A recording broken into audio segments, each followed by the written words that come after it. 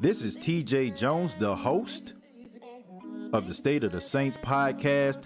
And the State of the Saints podcast is brought to you by Manscaped.com. Over 2 million men worldwide choose Manscaped for all their below-the-waist needs. For those that love the Lawnmower 3.0, well, I got news for you.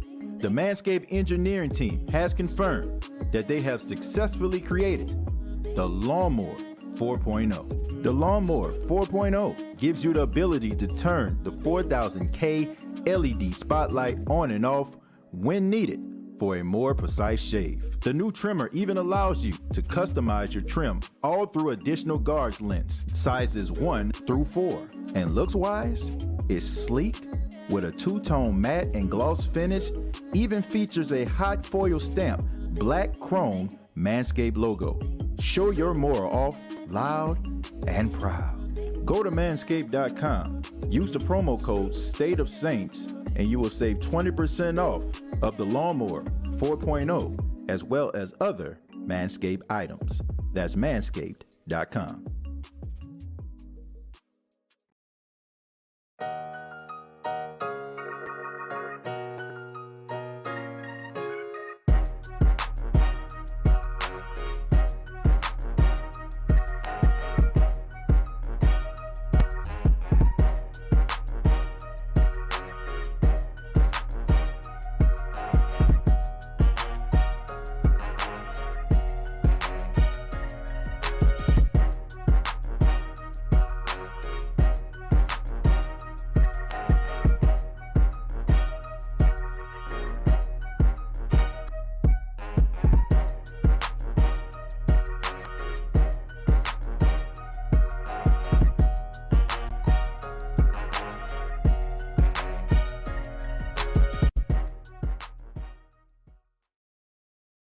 Hey, what's going on, Who Dat Nation? It is yours truly, TJ Jones, the host of the State of the Saints podcast.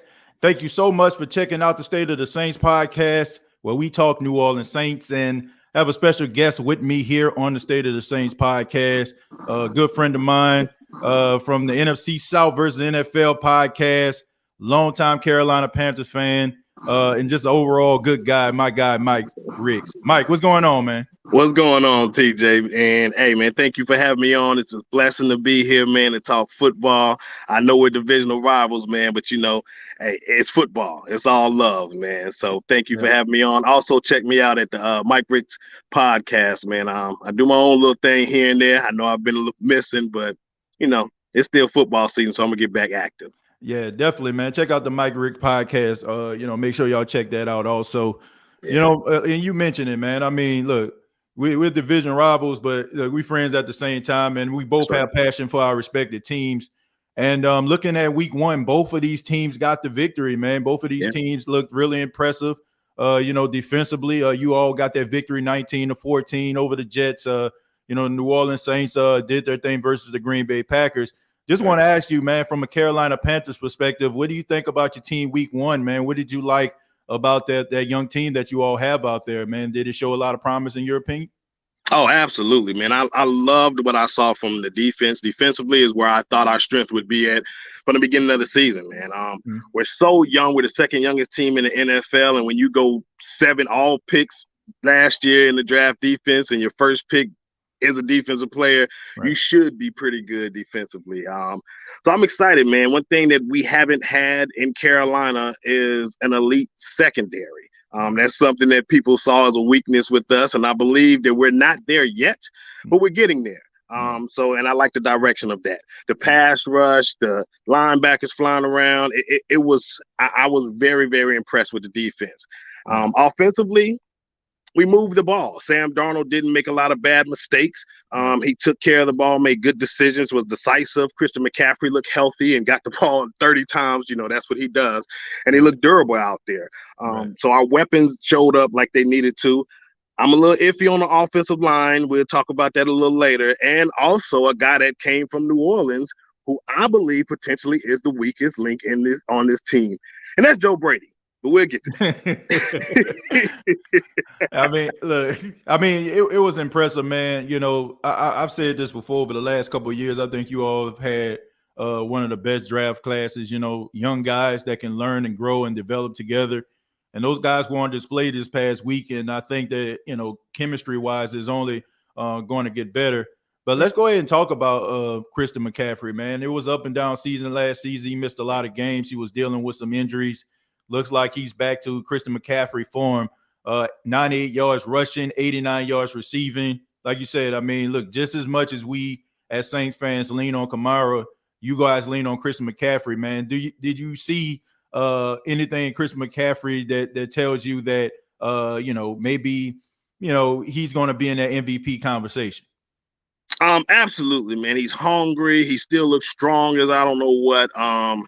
And he's dynamic. From what I'm seeing is he's getting stronger and stronger each year. Some of those runs where he might have gotten stuffed, I wouldn't say stuffed, but not gone forward like he needed to or broken the tackle, he's doing now with power. And right. I see he's so hungry because he had time to rest. We rely so heavily on him. He touches the ball, like we said, 30 times this past week. So all that time that he had being out of the season last year in the off season was just rest, I think was refueled him to be able to come out and be up for the MVP this year. So We'll see, man. We'll see. I think he's going to have a very, very, very good year. Yeah, I mean, he looks the part. I mean, look, right. 98 yards, 98 yards rushing and 89 yards receiving. I mean, that's hard to do.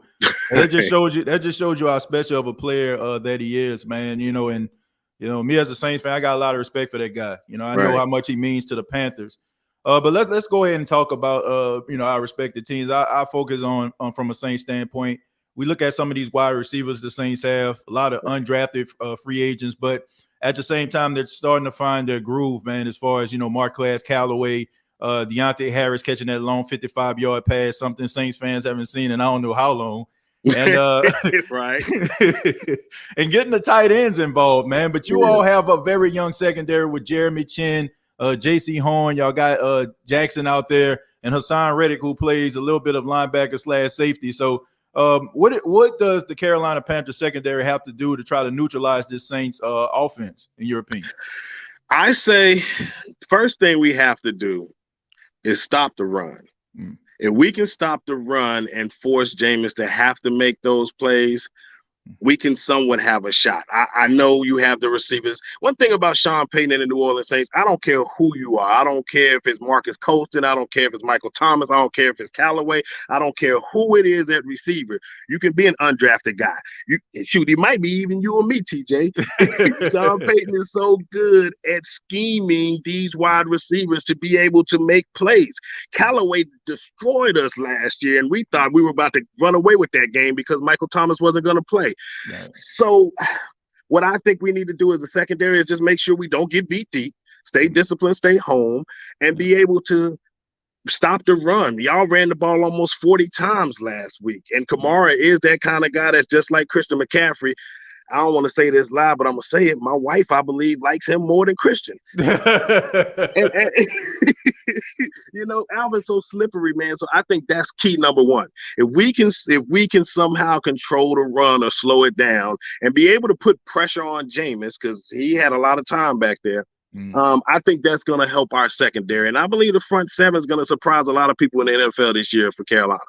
Yeah. I mean, I look at this wide receiver group. Yes, they're young. Yeah, they can be special. And yes, Sean Payton does get the best out of those guys. But, Mike, I have to say I was a tad bit disappointed this past week when I look at it overall. And, right. There was some explosive plays from the wide receivers, but you got a lot of production out of the tight ends and also Alvin Kamara. I would like to see more separation from these wide receivers in the game versus Carolina. And when you guys have two guys that can, be those shutdown corners. I mean, Jackson, he's an athletic guy, and J.C. Horn is as well. And Jeremy Chin is only getting better. He's that hammer out there. So I just think that I would like to see more separation from these receivers. Right. I think that you'll see it as time goes on once they get a little bit more comfortable within themselves. But, I think that man-to-man coverage actually got to him just a tad bit. So it wouldn't surprise me if you guys play a little man-to-man against these guys because from what I've seen out of the Green Bay Packers, they kind of neutralized the wide receivers, and Jameis had to lean on a little bit of those tight ends. Luckily, Juwan Johnson, Adam Troutman were able to answer the call. But let's talk a little bit about the quarterback position. Both of these teams had quarterbacks that were uncertain. Both of these guys came from situations that a lot of people were like, is it the quarterback or was it the situation? Right. Both of these guys played well. I'll start with your quarterback, Sam Darnold. Sam Darnold, I don't know what your reservations were when you all got him in the offseason, but what do you think about Sam Darnold in this game versus his former team, the Jets? Do you think there's some promise there? And what does he need to do to be mentioned among some of those quarterbacks that we look at and respect? Great question. My reservations for him was I was not a Sam Darnold fan. I really didn't. I wasn't for the move. I'm not going to say I didn't like it. I just wasn't for it.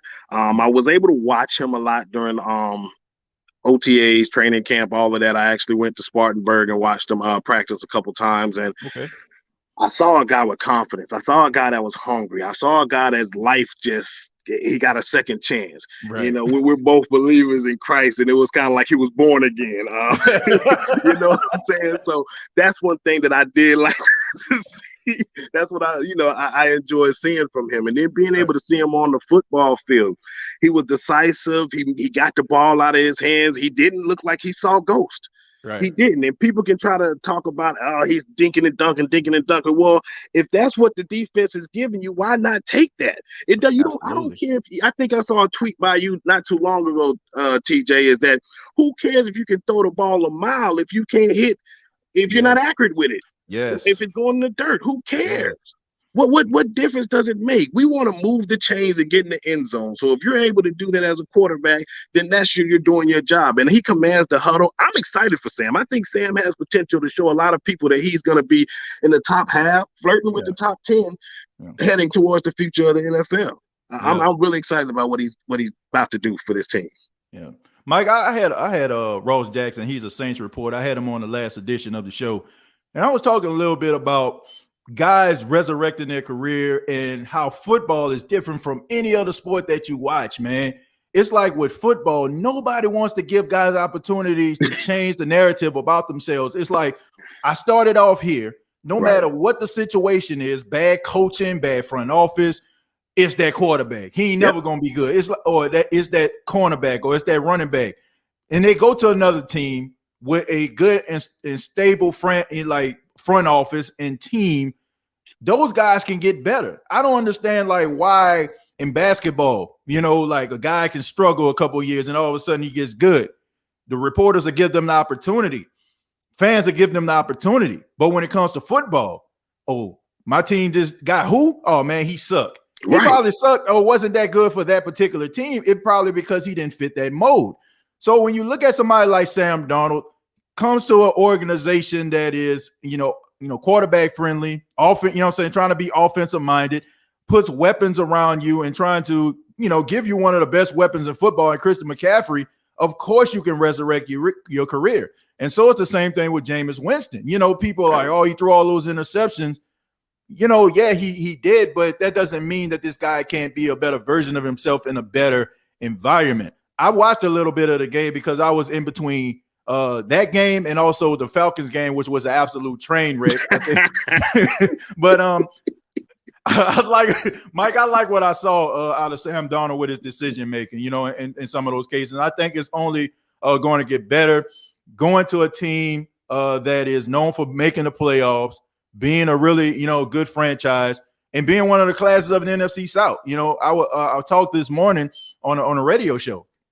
I said, man, between the Saints and the Panthers, we've been a class of the NFC South for the past decade. I don't care what Tampa did last year. I mean, that was kind of like an outlier. It's been these two teams that have been representing the NFC South as being their champions. But let me ask you about Jameis Winston. I mean, 5 touchdowns, 148 yards passing, man. Some people are saying, he threw 5 touchdowns, but not too many yards. So what did you see? I don't know if you checked out the game or not. What did you see out of Jameis Winston? Did you see a difference in Jameis Winston, him in the Saints uniform? I mean, what were your thoughts on Jameis' performance against Green Bay? Absolutely. He felt sure of himself, man. He was confident. He felt like this was his team. He knew it was his team. Guys were rallying around him. he was decisive with his decision making, whether it was, okay, if I need to take off here, let me take off here, get extra yards. I'm sitting in the pocket. I saw him play, and he had probably about 10 seconds, TJ, if not longer, to sit there and throw the ball. The problem was nobody got separation, which you talked about earlier, and he didn't force anything. He threw the ball out of bounds over Kamara's head. So we lived to play another down. So, I mean, what I'm seeing from Jameis, and this is what I thought. I mean, I'm not a big fantasy football guy, but guess who's my starting quarterback? Jameis, on almost every league. You know why? Because Sean Payton is a coach that can coach talent. This guy had the talent. You put players around him and you protect him. Man, I'm expecting big things for Jameis Winston, man. I'm expecting really, really big things from him.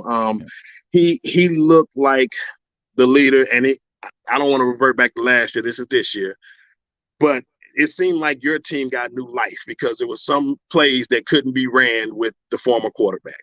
And so now this whole offense is about to open up, and it's going to be very, very, very, very dangerous. So I'm excited about Jameis, man. I know the yards of 148, less than 150. I get it. It's not what like a lot of fans like to see. Right. But the ultimate goal is what? Get the ball in the end zone. No matter how you can do it. And he got the ball in the end zone and took care of the ball. So that's the most important thing. So 5 touchdowns, 0 interceptions.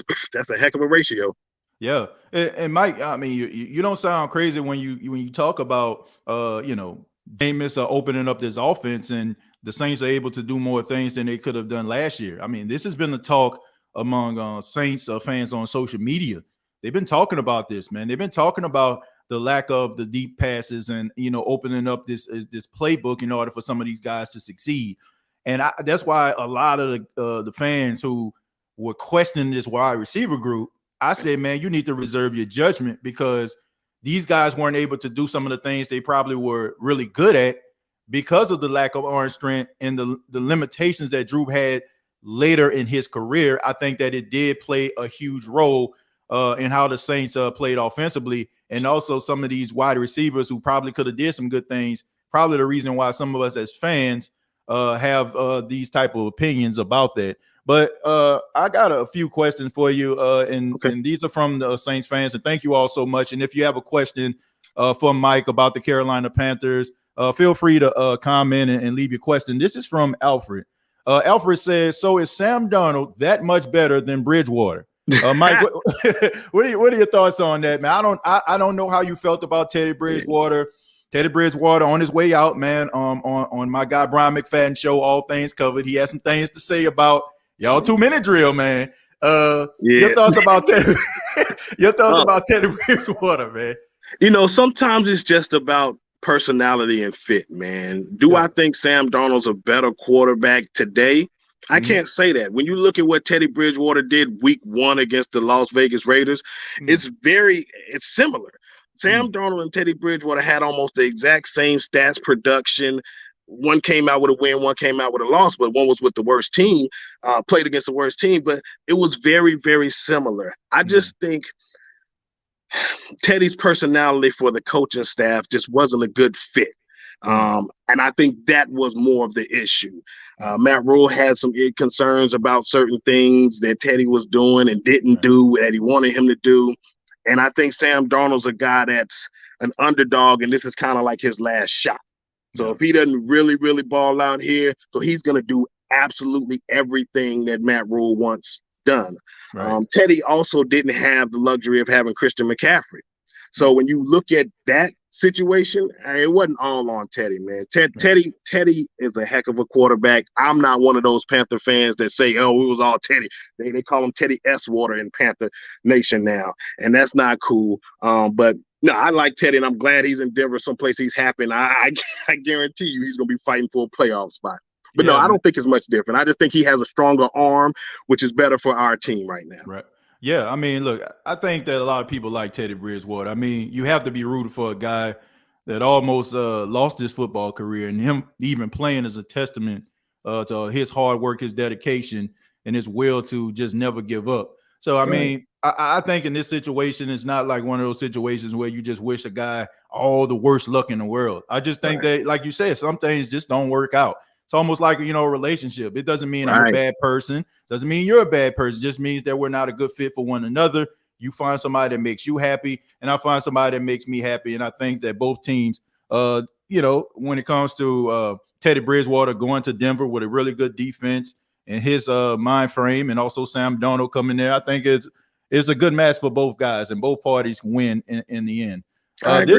This comes from Mike. Mike says, this comes from Cass. It says, Mike, what do you see the Panthers' record and potential for the year? So, what is their record, and what do you see as far as your trajectory for the Carolina Panthers in 2021? Realistically, I look at this schedule quite a bit, man. I try not to get over excited because there's a stretch here that I really believe we can go on a run, and that's early in the season. So I do think we have potential to get double-digit wins. So I'm looking at, a lot of people saying 7-8 wins. I'm looking at more like 10 to 11 wins. I believe that we have a shot. Is it going to be easy? Absolutely not. This is the NFL. But when I look at the schedule of playing against one of the worst divisions in football in the NFC least, so I have that on the schedule. So, I really believe that we have a shot to get close, if not right at 10 wins. So I'm looking at about 10-7 is ideal. Will it get us in the playoffs? I don't know, but it'll give us a shot. Yeah. I look at I see at least 2 wins where y'all play the Falcons both times. Yeah, I wanted to go there too. Hey, I had to throw that out there, man. That train wreck.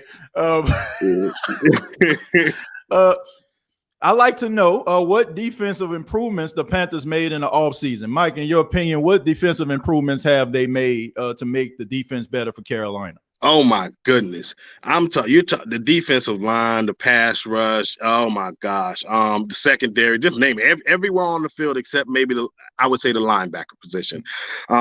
Bringing in a guy like Hassan Riddick that's played with Matt Rule, who is a pass rusher, his very, very good pass rusher. He was playing out of position most of the time with Arizona. So they put him as a drop back linebacker. Now you saw last year, he had like 12.5 sacks playing his normal position. So to bring him along with Brian Burns is dangerous. Daquan Jones, that's a guy that we needed to be there with Derek Brown. We thought KK was going to be that guy. He just couldn't be healthy. Daquan Jones is going to do his job. It's not going to show up in stats a lot, but he is going to occupy a lot of people, which will allow our linebackers to fly around and make tackles.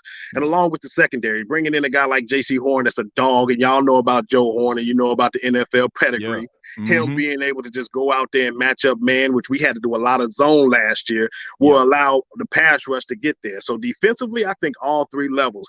I believe that this team is heading towards top 10, flirting with top 5 defense. Yeah. That's always been your calling card over the last, I say, drought, like you always had a style defense.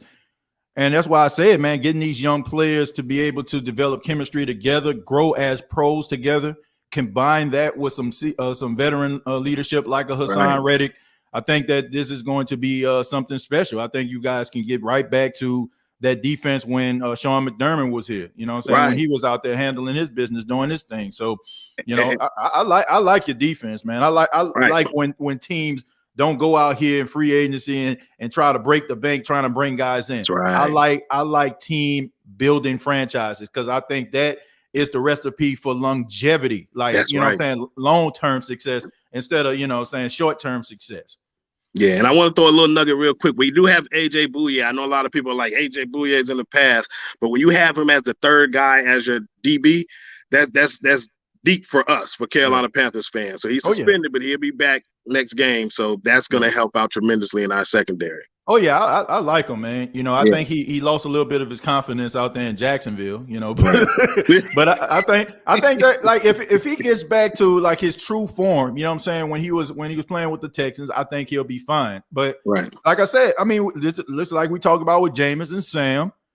Sometimes guys, they come to better environments where they feel like they believe they can win, and they get right back to the player that they once was. You know what I'm saying? Because they really feel that they can win. All they have to do is do their job. And Mike, this will be the final question for you. This comes from K Weed. K Weed says, "Hey Mike, not sure if you mentioned this, but what is your opinion on Joe Brady and what do you feel his limitations may be?" And I know you wanted to talk about him a little bit, you know, in the first little bit segment that we had. So go ahead, man. I'll let you talk about Joe Brady, your thoughts about him as the coordinator of the offense. All right. My problem is, and I shouldn't be on him too bad, but my problem is I don't like people crowning people before they do anything. This man has never been a true coach in the NFL, but yet he was so this great offensive mind coming into the NFL and was one of the top sought out coaches to be for a head coach. And I never understood how. What did you do? I understand that you come from the great Sean Payton, but you're not Sean Payton. Can you produce something before you become Sean Payton? Right. What he's shown me, and you look at this game last week, we should have destroyed the Jets. I thought Zach Wilson was going to die. But the problem is we could not get the ball in the end zone. Like you all kept moving the ball, and you would score. And the outcome showed that 30-something to 3. So that's what it should have been for Carolina. My problem is we have struggled in the red zone multiple times. We cannot go 1-4 in the red zone and think you're going to beat good football teams. That's not how it gets done. And that's been my biggest issue is I can see the 20-20. That's cool. I think he does a great job between the 20 and 20s. But when it gets down to when we need to put the ball in the end zone, it's horrible. I don't know what's going on with that. And that to me is the weakest link on this team because our defense is going to fly around and make plays. Our special teams is solid. Our offense, we got all the weapons and the skill pieces out there to be successful.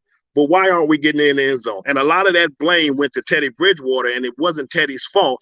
It was Joe Brady, if you ask me, play calling. And he's doing the same thing so far from what I've seen in preseason and game 1. So we'll see how this moves forward. But if it doesn't get better, Matt Rule, you're going to have to let him go to USC and coach college somewhere, and you got to bring somebody else in. But my opinion on Joe Brady is right now, as you see, I'm kind of hot with him. He's the weakest link in Carolina, if you ask me. Yeah, look, I think that he has a lot of promise, but I do agree. You know, I think that's the Sean McVay effect. You know, when you're young and you're offensively innovative, everybody just, oh, my goodness, I got to grab him. You know, that's the reason why Cliff Kingsbury got a job. Right. You know, Sean McVay, you know, they said Sean McVay had to, walk in order for Cliff Kingsbury and Joe Brady to run. I mean, so I think he just kind of falls into that tier. But I do agree with you, man. Look, you gotta handle your business. You know, it's almost like the person, you know, being in a room when Thomas Edison and Lewis Lattimore invented electricity. You know what I'm saying? Like I was in the back and had my arm folded, so I invented electricity too. I feel like it's the same way with Joe Brady. Like, yeah, you know what I'm saying? You had the binder, and you know what I'm saying, you was in a room when they was coming up with these offensive plays, and yeah, you had a little bit of success, you know what I'm saying, at LSU, but you got to keep that thing going, man. It's not about what you used to do. It's about what you're doing now. Right. But I don't think that, he's not the answer. I think that you all are going to get better, you know, as time goes on. Coaching in the pros is different from coaching in college. You know what I'm saying? Yeah. Like you dial up those players in college, your wide receiver about to get about 20 yards of separation. But we'll see, man. I won't put you on the spot about a prediction, man, because everybody in the chat liking you, and I know you're going to pick the Panthers over the Saints, so we ain't – give me the prediction. I'm just saying, man, everybody like, man, Mike, cool, man. Okay, but yeah, go ahead. Get that prediction. Get that prediction. Look, we'll just end it on that. What do you think? How you think the game going to go, man? Yeah, I think it's going to be a battle, man. I really think it's going to be a battle. When you look at the teams, you got Alvin Kamara, Christian McCaffrey. That, to me, is pretty much a wash. You got Sam Darnold. You got Jameis Winston. That's a wash. Your offensive line is phenomenally better, more and put together than mine. I know you have a couple injuries, but even with that, it's still better than my offensive line. I do think our skill positions on the outside wide receiver is better. When it comes to the defense, you guys are more proven than we are, but I do like what we are as far as competition with that. I think it's going to be very, very on par. So I think this is going to be a battle. It's going to come down to the wire. I can see it being maybe definitely a one-score game, maybe 3 couple points like that. 8 out of 9, y'all. You won 8 out of 9. So for me to jump on this and say we're definitely going to win this football game, I can't say that. So I'm going to be real. This is a game that I had down as a loss. I think the New Orleans Saints today, even with all these injuries and the COVID stuff that you all have, I want to pick Carolina, but that's never stopped Sean Payton from still winning football games. Yeah. Next man up has always been what he does. Right. So Panther Nation is going to kill me for this, but I think we lose. I think we lose a close game by 3, but we're going to get better from it going on towards in the future. So that's my projection. Congratulations, Saints. Y'all are 2-0. Well, I mean, look, I think that Carolina to me is one of those teams I feel like flying under the radar. I really do. But like the Saints, you should be happy as a fan. Like, seriously, I don't want to hear how great the Saints are. I don't want to hear about what they do well. Let me fly under the radar so those players can feel like they got something to prove. I will gladly be the underdog. And I just feel like these are two teams that, man, it would not surprise me that be playing for playoff positioning in the end. Because, I mean, it takes some time for teams to start to gel.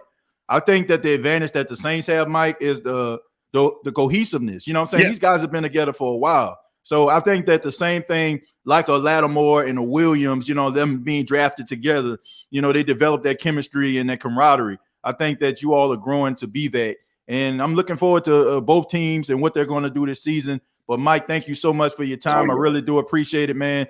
And let everybody know how they can get in touch with you and also about your podcast, the Mike Rick Podcast. Yeah, man, you can follow me on Twitter. It's Mike Ricks 07. Mr. Ricks is where I'm at, or Coach Mike. You can also follow my YouTube page, Mike Ricks Podcast. I'm not just strictly Carolina. I talk about other sports, but mainly Carolina Panthers. Also part of the NFC South versus the NFL. You know, but mainly Mike Ricks Podcast. Check me out. But I'm not biased. If you notice, and in this conversation, I'm not just one of them, what you call them, try-hard fans. I'm really unbiased. Don't get me wrong. I'm a diehard Panther fan, but I try to be unbiased and look at this thing from a football aspect because I played the game just like TJ, so we understand the game of football. So yeah, but y'all can check me out there. But of course, anytime, TJ, man, you know you're my brother from another mother, man. I greatly appreciate the opportunity to even come on here and chop it up with you on your platform, baby. Man, no doubt about it, man. And I just know that the type of person that you are, man, and I appreciate that. And I appreciate your authenticity and your realness. You know what I'm saying? Because some people like, my team gonna go undefeated every year. I'm not one of those people either, man. Like people get mad at me, you know what I'm saying, for some of my takes, but I'd rather be real. If you to love me for who I am, then you know what I'm saying, you know, and hate me, you know what I'm saying, then then be like, okay, man, he telling me everything I want to hear. That's not who I am. And you know what I'm saying? I feel like that's going to go a long way. But Mike, thank you so much, man. I appreciate that. And good luck to your Panthers and your podcast down the road, man. Appreciate that. You too, baby. Hey, it's going to be a war Sunday. I'm looking forward to it. Yeah, man. Hey, you already know I'm be hitting you up anyway. Oh, yeah. Win, lose, or draw. I ain't going to go missing. You know what I'm saying? That's what Falcon fans do. Yeah, that's Absolutely. What Falcon fans, they go missing. They fly away, baby. They fly away. Exactly. Yeah, you take care, man. All right, you too, baby. All right. Yeah, that's my guy, Mike Ricks, man. Shouts out to him. That's my guy, man. Like, we've done podcasts together.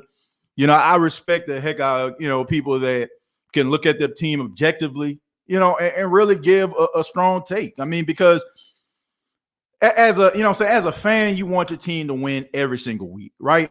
We want to see the New Orleans Saints win every game. But, we know most likely that's not going to happen. So to be able to objectively break down your team, talk about the strengths and the weaknesses of that team, to be able to find out, what can I do better? I think that, that's a recipe for great content, as well as being truthful to everybody that checks out your show. But thank you all so much for checking out the State of the Saints podcast. Going to answer a few of your questions. So if you have some questions about the Carolina Panthers versus New Orleans Saints game, feel free to chime in. If you want to talk Saints football, feel free to do that also. But right now, I got to look up the individual, and I reached out to this individual. Some of you probably know this past weekend, the post-game show of the State of the Saints podcast, we had a contest.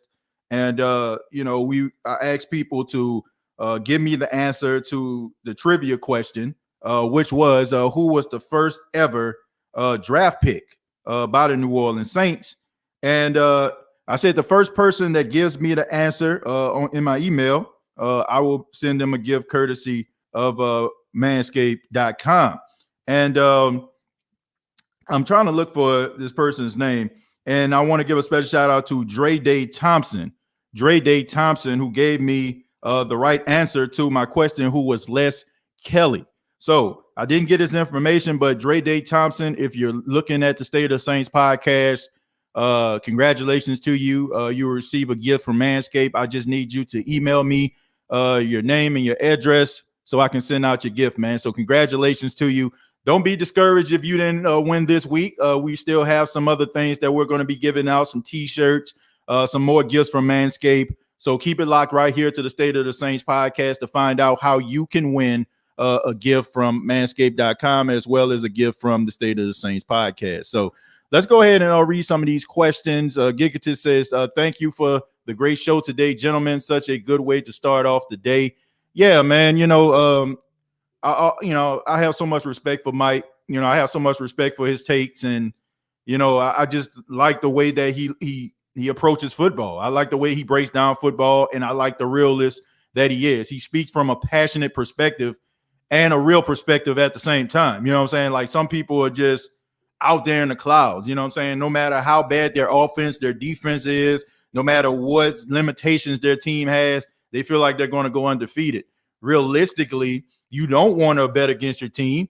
It's unfortunate that you do, but if you feel like your team is dealing with some issues and they're going up against a team that's, can play in a little bit better, doing a little bit better, there's nothing wrong with you looking at a game objectively. That's all I'm saying. That's why I have respect for individuals that can go on their platform and be real, walk away from the microphone and be like, you know what? Yeah, you know what I'm saying? That's it right there. You know what I'm saying? Like I know people ain't gonna like what I said, but I spoke from my heart. So Jump Out Jay says, I got respect for players on the Panthers via LSU players. Yeah, man, I got a lot of respect for, like I said this before, Jay, jump out. Carolina Panther fans, I can tolerate them. I mean, I live in Myrtle Beach, South Carolina, which is 3 hours away from Charlotte. So I see my fair share of Carolina Panthers fans. I never see them being like mad disrespectful. I can be out here with my Saints stuff on. You'll never see them being mad, disrespectful, or whatever like that. They'll say, something like, oh, you're a Saints fan, but they, joke around, say the Panthers going to beat them. I mean, stuff that you normally would see, but it's never like these delusional Cowboy fans or some of these other delusional fans like the Philadelphia Eagles and stuff like that. Like some of these fans are like way out there with their takes, and I get it. But, Carolina Panther fans, to me, are tolerable. Being out here in Myrtle Beach, being out here in South Carolina and dealing with them on a consistent basis, I never see them being mad disrespectful. So I got respect for them. Javon says, your Saints, nice, bro. This is going to be a close game. Yeah, Javon, I think the Saints are nice. I think that they're a really good football team. I think that if they go out there and they play as a team like they did last week, and they play with emotion and passion, good pad level, and play with intensity, they'll be just fine. But I never can. I mean, I'm trying to think, man. I mean, yeah, couple week 17 games, but it's never to a point earlier in the season where I can just remember the Saints blowing out the Panthers. Now, there have been times where they blew out the Panthers, but it was late, last game of the season when probably Carolina over the last couple of years was saying Cancun on 3. So, but besides that, early in the season, I can just remember these guys fighting. I can remember holding my breath for a slide 60-yard field goal not to go through. So, I mean, these two teams really bring out the best in one another. So, yeah. Brian says PlayStation 5 giveaway. Well, when the PlayStation 5 giveaway come around, let me know because I need one. Thomas says, good morning, TJ. Who that number one? Yeah. Hey, good morning to you, Thomas. Thank you, man. Thank you for being here. Earl Bro says, what up, TJ? What's going on, Earl? Appreciate you being here. Javon, say your number. Let's see. And Malcolm says, last few years, how have the Saints played Carolina? When Jameis plays against the Panthers, he sometimes struggled when he was with the Bucs. Malcolm, that is true. And that's something that you have to take into account. But I will say this. I think schemes and play calling it plays a huge role in how a guy plays the game, how he approaches the game. And some people would look towards the last game. I think he played Carolina. I want to say they played in London, Malcolm. And I think, he had like 5 turnovers in that game or something like that. So, look, I'm not looking past the Carolina Panthers. I'm not looking past the fact that, they can bring out the worst in Jameis if possible, if they play their game. But I do think that schemes matter, and I would like to see him when Sean Payton is making some calls in some of these games before I just say, he struggles. Yes, he did, but that's a completely different team. That's a completely different offensive philosophy. It's different when you go to a different team. So, Malcolm, you could be right. That's something that you need to bring up. That's something that needs to be accounted for, but I would like to see it in a Saints uniform before I just say that they have his number.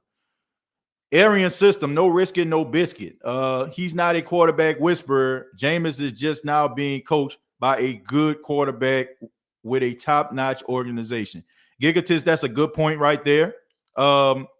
Me personally, looking at Jameis Winston in the Saints uniform, looking at how he plays, how he's approaching the game, how Sean Payton is talking about how cerebral he's becoming, trying to win against the defense using your mind more so than using your arm. I think that is a great thing for Saints fans to hear because it's telling me as a fan that Jameis is trying to figure it out. I didn't say he has figured it out because we're only one game in, but he's trying to figure it out. So it's a good look, and it's a good thing for Saints fans. As far as Bruce Arians, look, I'm not trying to discount Bruce Arians. He has won where he went, but we have to take into account every great quarterback, every good quarterback that he has had a high number of interceptions. I say this on the show all the time. It is not to discount Bruce Arians. It is not to make him look bad. It is not to say that he's not a good coach because he is a good coach. But the thing about it is, I think we have to address what he does to these quarterbacks. Even when Andrew Luck was drafted by the coach, Chuck Pagano left the organization due to the fact that he was dealing with an illness. I think he was battling cancer at the time. Bruce Arians became the assistant coach, and they went to the playoffs. I think they played the Chiefs, if I'm not mistaken. I think Alex Smith was still the quarterback at the time. I could be wrong. Don't hold me today. But Andrew Luck in that game in the first half looked like hot garbage. I think he may have like 4 turnovers, 6 total in the whole entire game. But they end up still winning the game because Andrew Luck is a warrior. And he went out there and he was able to orchestrate a comeback. I think a lot of these guys we tend to forget about because everybody's been talking about how great they are. Big Ben Roethlisberger is one guy. Carson Palmer is another guy. Peyton Manning is another guy. And I'm not saying this stuff, to beat it in anybody's head. I want people to put it into perspective. And I want you to understand that where you land, as far as a team, it matters. How a coach coaches you matters. And sometimes we hear all of these prognosticators, these scouts coming out saying, he has all the arm strength. He can make all the throws. They probably can, but you have to put that into perspective. You have to. You can make all the throws, but if you don't have that coach to be able to put you in positions to succeed, making all the throws will not matter. It will not matter. You have to be able to have a coach that can help you think outside of the box, help you to become a cerebral quarterback. That way you can become a better quarterback. Because look, if you're a starting quarterback in the National Football League, if a team is putting their billion-dollar organization in your hands, you have to be able to play football, a little bit of football. Okay, you got to be, in order for you to be in the NFL, you got to be able to play. There are some quarterbacks better than others. I mean, we can go down the list, okay? I'm not saying, if you have Patrick Mahomes versus having, Kirk Cousins, it doesn't matter. Yes, it does. But at the same time, I think that it's beneficial for a guy like Patrick Mahomes to have Andy Reid as his quarterback coach and as his head coach. It helps him become a better quarterback. So That kind of stuff matters. Where you go, where you land, who coaches you matters. It matters to the success that you're going to have, whether it's short term or if you have a good organization around you, your success long term. So yes, it definitely does matter. So I think we need to take that into account. I'm gonna stroll up a little bit, and Chris, thank you very much. Chris says, TJ, what do you think about all the injuries we have going into this game? Chris, I'm not a fan of it, but I will say this: if I had a choice, having injuries early versus having injuries late, I would take them early because it's still early in the season, and you can get some of these guys back. Look. Football is, it's the battle of attrition, right? Like injuries are going to happen. It's going to happen. It's like, it's like, raining outside or the sky being blue or the grass being green. It's natural in the National Football League. What a coach and an organization has to do is to make accommodations and to understand that those injuries are going to occur. That is why it's so important for you to have depth on your team.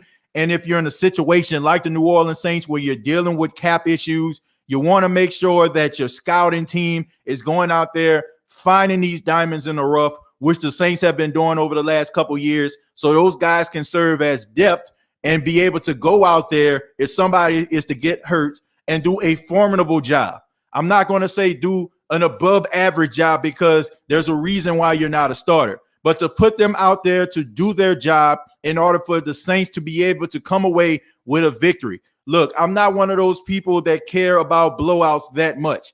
Do I like to see blowouts? Absolutely. Does it put my mind at ease when I see a 38-3 victory by the New Orleans Saints? Absolutely. But am I naive enough to believe that this is going to be a reoccurring thing week in, week out by the Saints? Absolutely not. Absolutely not. Nobody cares about the score at the end of the day. Nobody cares. The only thing that's going to matter around week 8 or week 9 is that the Green Bay Packers lost to the New Orleans Saints. The Saints beat the Packers. Nobody cares about the score when it comes to that regard. All the Saints have to do is have 1 point better than the other team. And that is 1 week closer to some of your seasoned veterans, your starters coming back. So is it alarming? Is it concerning, Chris? Absolutely. But at the same time, if you go out there and you coach a really good game, you scheme a really good game, and you get that victory, no matter how it looks, ugly or pretty, it's still 1 week away from your starters coming back. It's still a week closer to seeing Michael Thomas. It's still a week closer for Lattimore to be more healed up. It's closer to seeing Davenport back on the field. It's closer to seeing Ayamada after his suspension. So a win is a win. You know what I'm saying? Like, that's all that matters. Depth does matter, but you want to make sure that you have the best pieces in place in order to get that victory. So, yeah, I mean, it's alarming, but I believe in this team. Brian says Atlanta Falcons are not going to win over the Tampa Bay Buccaneers. That's not going to happen. Hell no to the no. Look, Brian, anybody can beat any team on any given Sunday. I mean, look. The worst team can beat the best team on any given Sunday. But the Atlanta Falcons, I mean, that was god-awful out there. I feel bad for the Falcon fans that had to sit there. You're paying your hard-earned money to go out there and see your team put up 3 points. That's embarrassing, man. That's absolutely embarrassing. They ought to be ashamed of themselves for having an entire offseason, for having preseason training camp, and for you to know that you're going to be taking on the Philadelphia Eagles football team all off-season, training camp, preseason, and go out there and just put up 6 points. Just put up 6 measly points. That is absolutely pathetic, and they should be ashamed. They should be ashamed. Now, do I feel like they're going to be this horrible every single week? No, I do not. Do I feel like they're going to get better? Probably so. But they have a lot of issues out there in Atlanta. And I said this before on the show. I just feel like the Atlanta Falcons don't have an identity.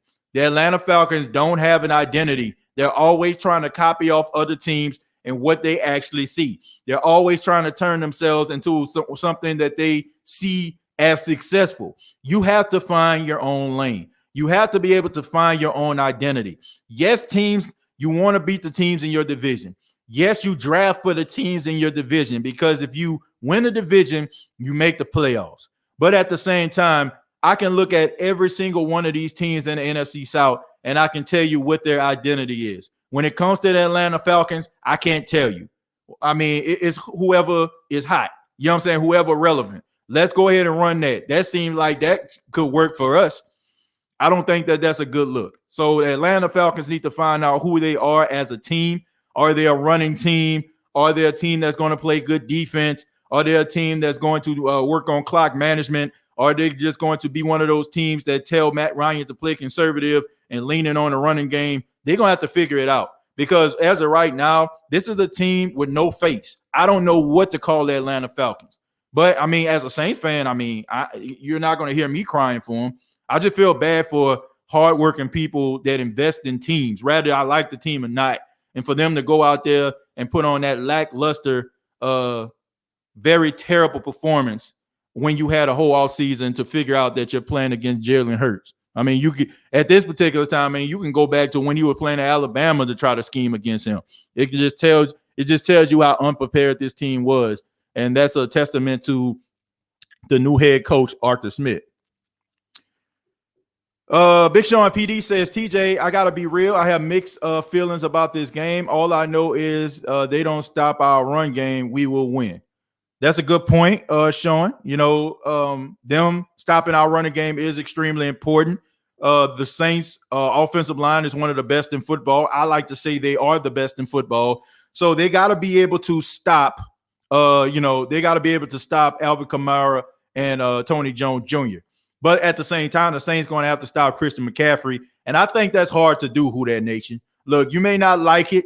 You may not want to accept it. But Christian McCaffrey is just as valuable as Alvin Kamara is to us. And we know that Alvin Kamara is hard to stop. And so is Christian McCaffrey. I just think that Christian is going to get his carries. He's going to get his touches. I just think that the Saints are going to have to neutralize certain things.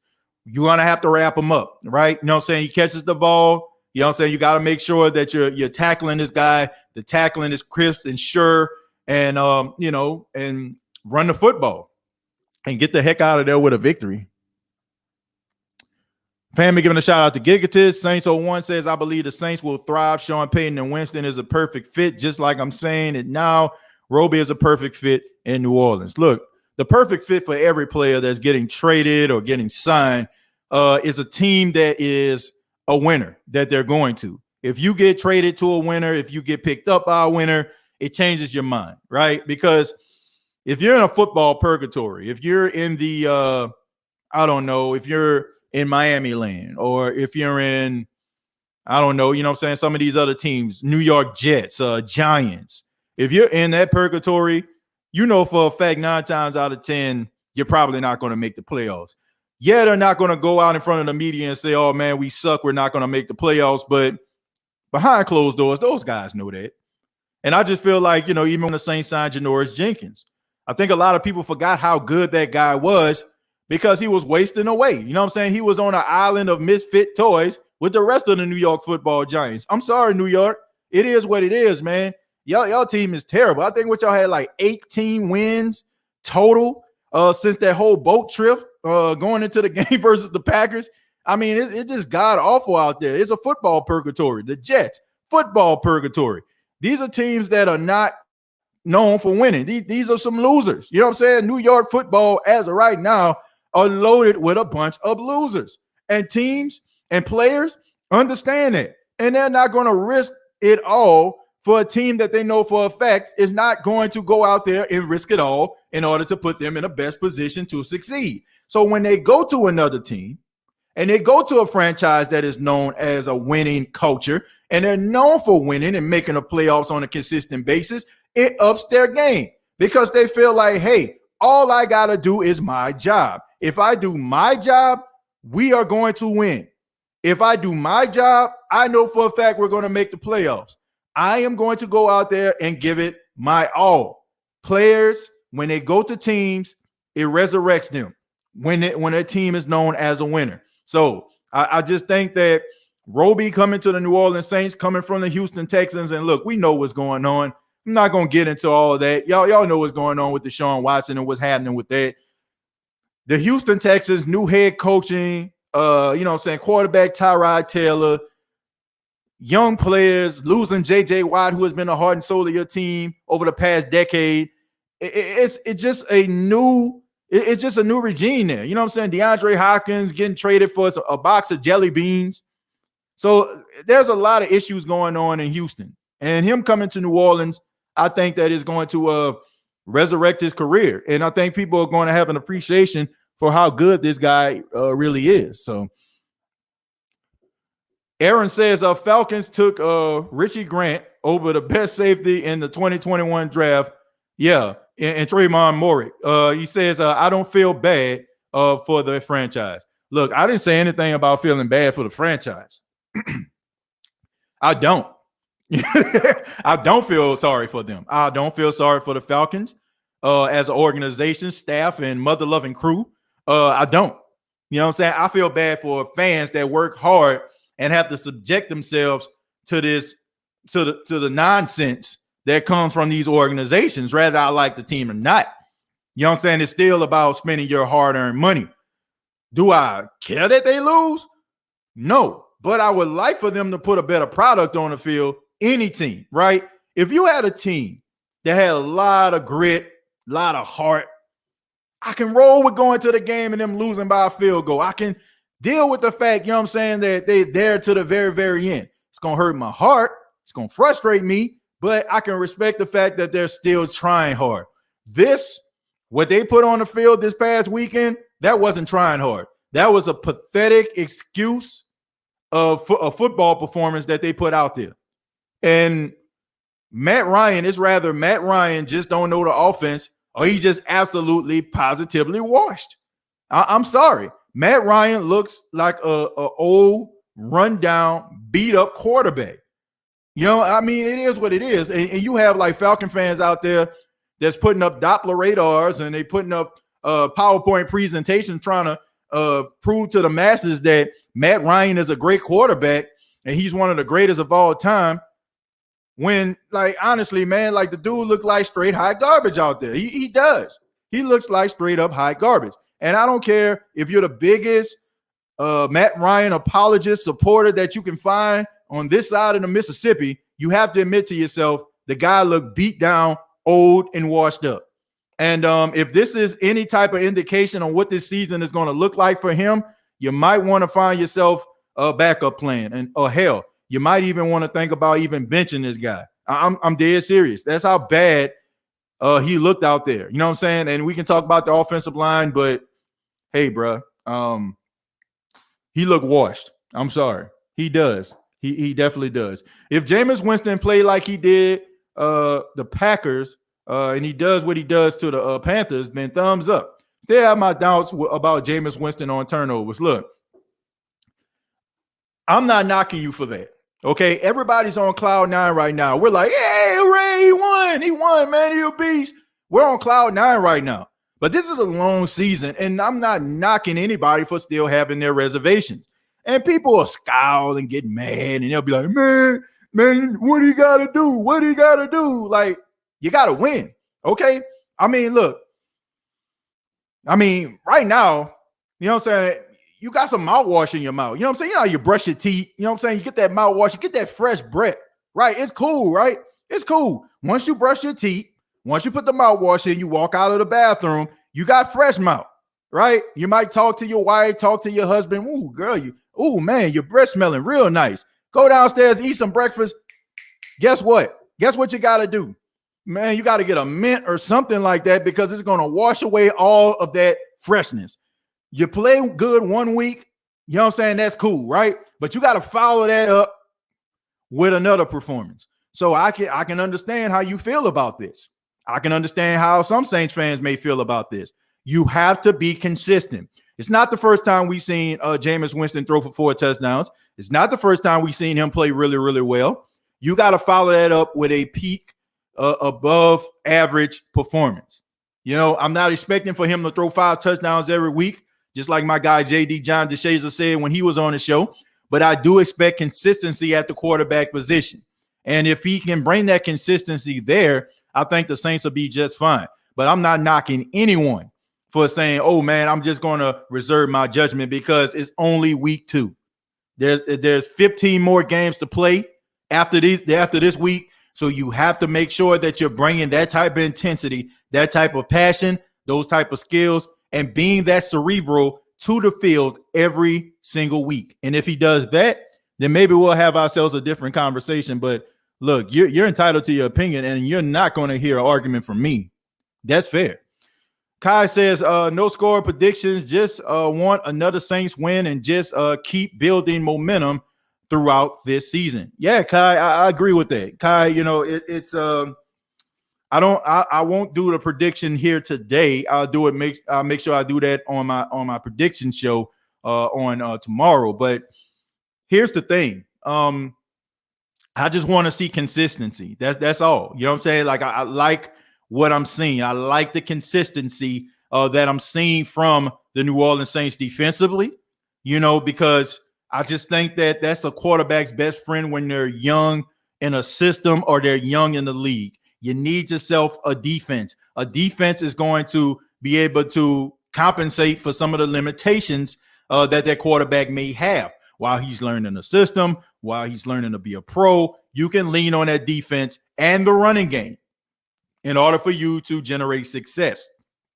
If they do that, they'll be just fine. I would just like to see consistency. Right now, we're happy because we got that win, and the Saints look really, really good. But at the end of the day, you got to keep that up. Okay, you got to keep it moving. You got to keep it moving. I want to take this moment right now to thank the fine folks at Manscaped.com. You already know that Manscaped is the official sponsor of the State of the Saints podcast. Make sure that you go to Manscaped.com, use the promo code State of Saints. You will save 20% off of your purchase. So thank you to all the fine folks at Manscaped.com. And also want to thank the fine folks at MyBookie.com. You go to MyBookie.ag, MyBookie.ag, and you can place your bets. Bets as low as $10. You use the promo code SOS. You'll be able to save some money. There are different giveaways. There's a $500,000 giveaway that they're having right now. Like I said, all you have to do is put down $10. You'll be able to be a part of that. So use that promo code SOS for mybookie.ag. Thank you to those fine folks who are also a sponsor of the State of the Saints podcast. But let's go ahead and get back to the questions, and then we'll go ahead and wrap it up. Ray says, anyone notice in the highlights how excited that kid was after seeing Winston throw Harris that deep ball? Yeah, the guy with the Michael Thomas jersey on, he had his hands on his face, Macaulay Culkin style, man? Like, he was extremely excited. I mean, he was as excited as us as Saints fans because that pass didn't just represent a touchdown, not the Saints fans. It represented possibilities, right? Possibilities that we were very skeptical that we would actually see when Drew Brees was the quarterback.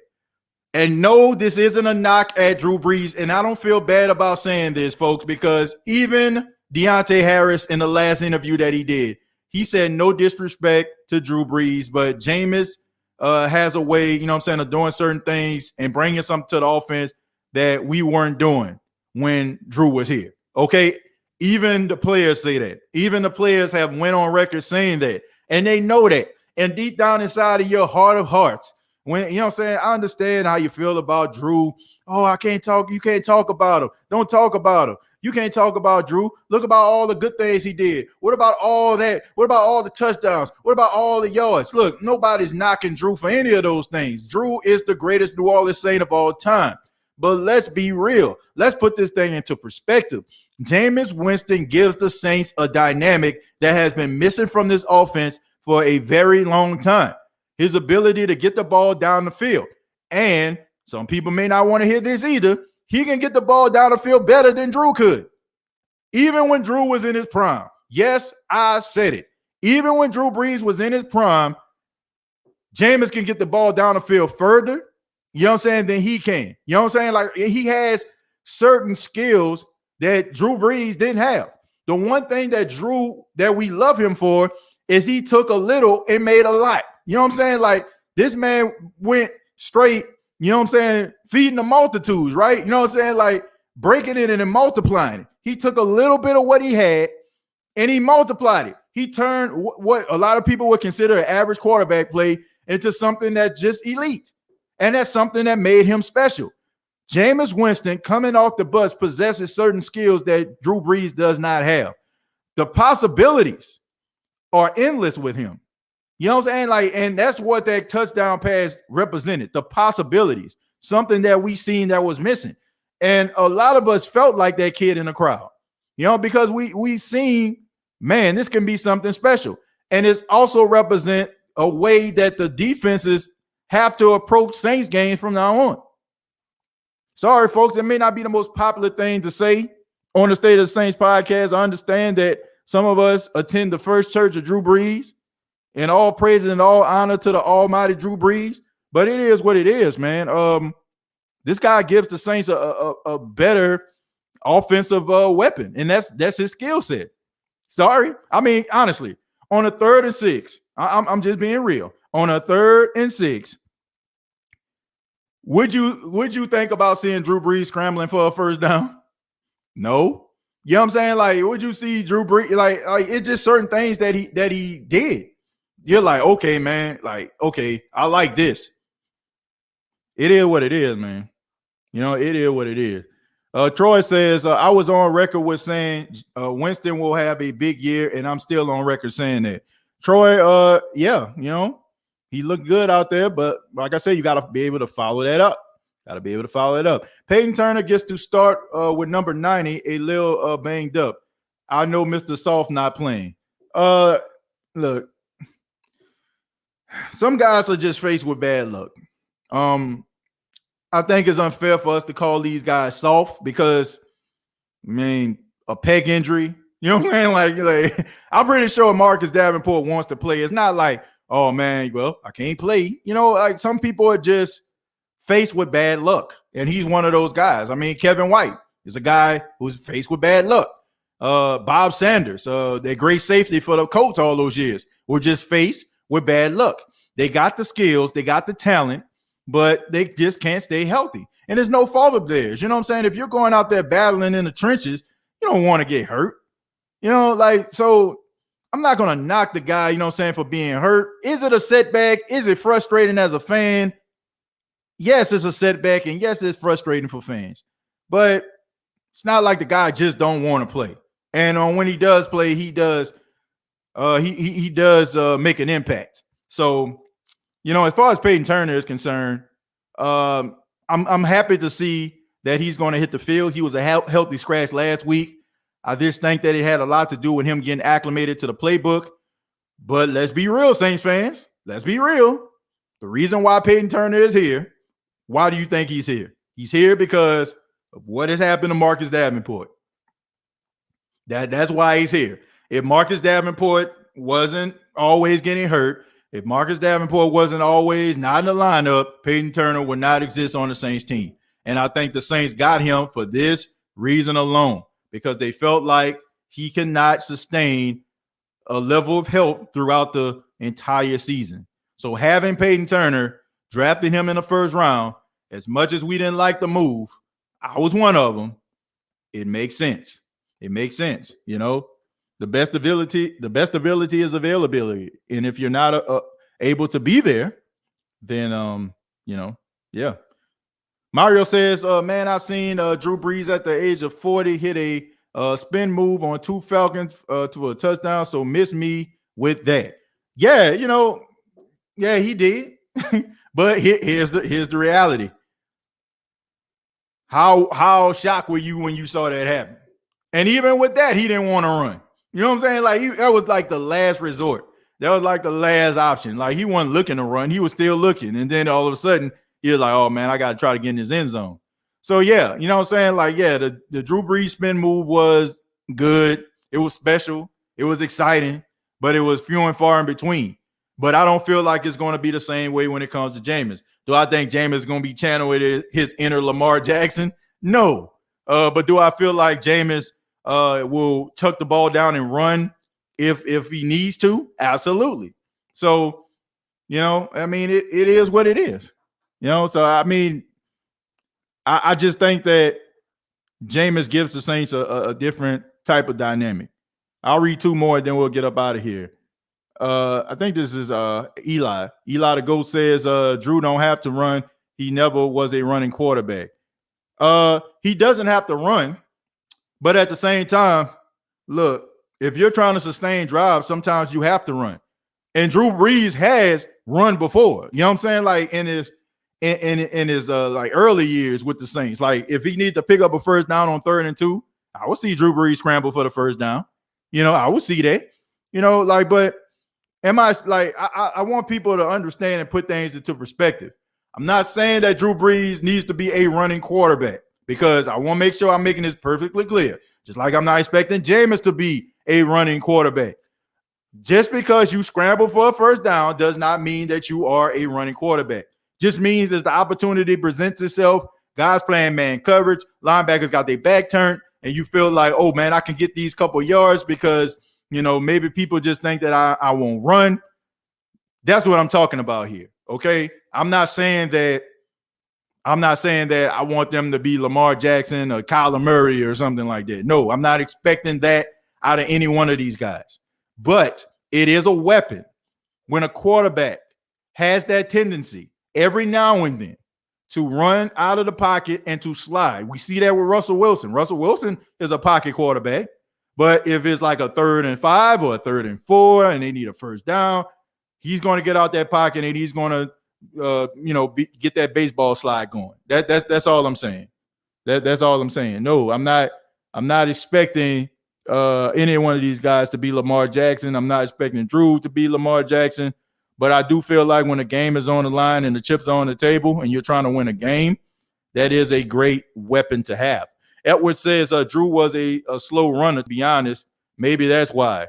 Yeah, I mean, you ain't got to be the fastest guy in the world. I mean, even with Matt Ryan, I can't believe I'm bringing him up in this conversation. He's not the fastest guy in the world, but he'll take off and run and slide, for a first down every now and then if need be.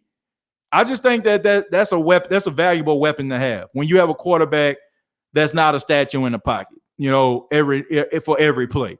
If it's 3rd and 6, you're gonna tuck it and run. You're not gonna be like, okay, man, look, I know I can't run. Let me go ahead and and try to take this sack or throw this ball out of bounds. That's a weapon to have. It's a weapon to have. And finally, is Cameron. Cameron says, honestly, it's very simple. To Patrick Mahomes, he's not considered a running quarterback, but when it's the opportunity provides itself, he takes advantage, and that's a huge advantage. And that's a huge advantage, Cameron. And I'll tell you why. It's because how deep safeties play Patrick Mahomes, and also like the ability when Clyde Edwards-Helaire catching the ball out of the backfield, and Williams is catching the ball out of the backfield. The linebackers got to roll with those guys, so it opens up the field, And Patrick Mahomes isn't ready to run all the time, but in clutch situations, he does run the football.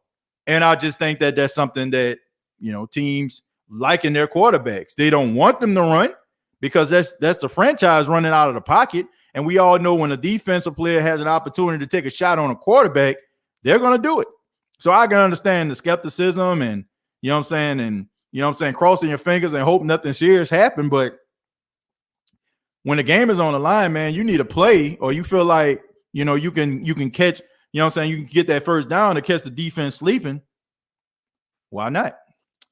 But I want to say thank you all for checking out the State of the Saints podcast. I really do appreciate it. A special shout out once again to my guy, Mike Ricks. If you didn't check out the interview I did with Mike, go ahead and rewind. It's at the very beginning of this podcast.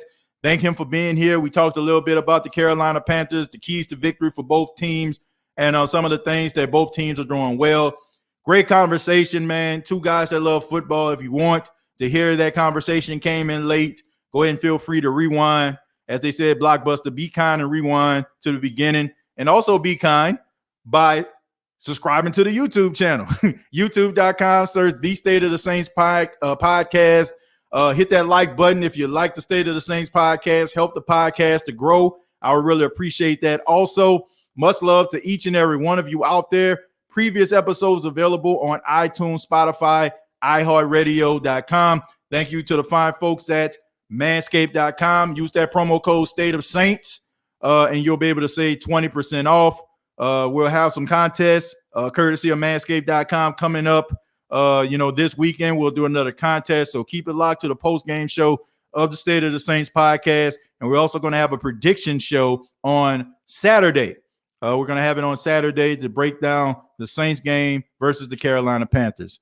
Till next time, all I got to say is